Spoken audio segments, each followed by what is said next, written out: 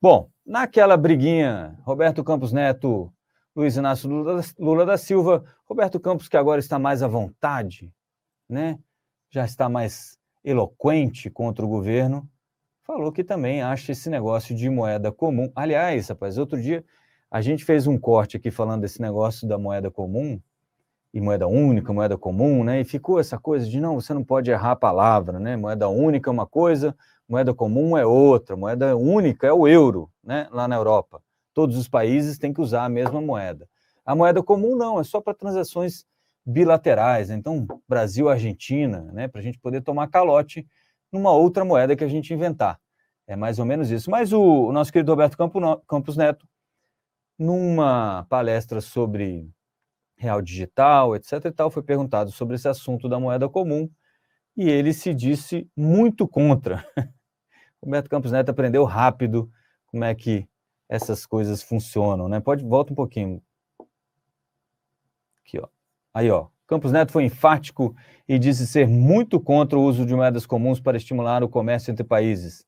Eu sou muito contra, mas sou só um banqueiro central, diria o nosso querido Roberto Campos Neto. Lá no finalzinho também tem uma outra frase do Roberto Campos, falando: a América do Sul tem diante de si, mais uma vez, a oportunidade de trilhar o caminho da União. Isso é o presidente Lula falando, né, quando falou sobre retomar essa história aí do Unasul, moeda comum, e aquelas coisas todas que ficaram paradas, bem paradas, lá no começo dos anos 2000, mas o Lula continua por lá, né? Ele não quis vir, não quis. A gente tenta chamar ele para 2023, mas ele ainda não quis vir. Vamos ver as coisas, né? Uma hora a realidade se impõe.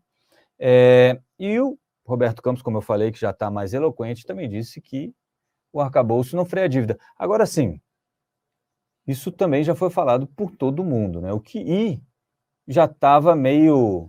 Era um comentário tácito do nosso querido Roberto Campos Neto, porque quando perguntaram para ele sobre o arcabouço lá atrás, quando ele ainda estava um pouco mais contido nas falas dele, ele chegou a dizer que eliminava o risco de cauda, né? Eliminava, o que ele quis dizer era, eliminava a chance de uma catástrofe com a dívida pública. E realmente, né, cria algumas barreiras, então fica mais difícil de você quebrar tudo de uma vez só, né? As coisas têm que acontecer aos poucos agora, se a gente for andar para esse lado. Mas ele não tinha dito isso que ele falou agora, que não freia a dívida pública. Quer dizer, a dívida pública vai continuar aumentando, né? Ela não vai parar de subir se o arcabouço continuar com este desenho e o governo continuar com essa dificuldade que ele está tendo para conseguir aumentar a receita, né? Já que ele não quer cortar nenhum gasto. E ainda assim, lá no Senado, ainda tem uma conversa de mudar um pouquinho o arcabouço para tirar aí educação e saúde do limite de gastos também, tá?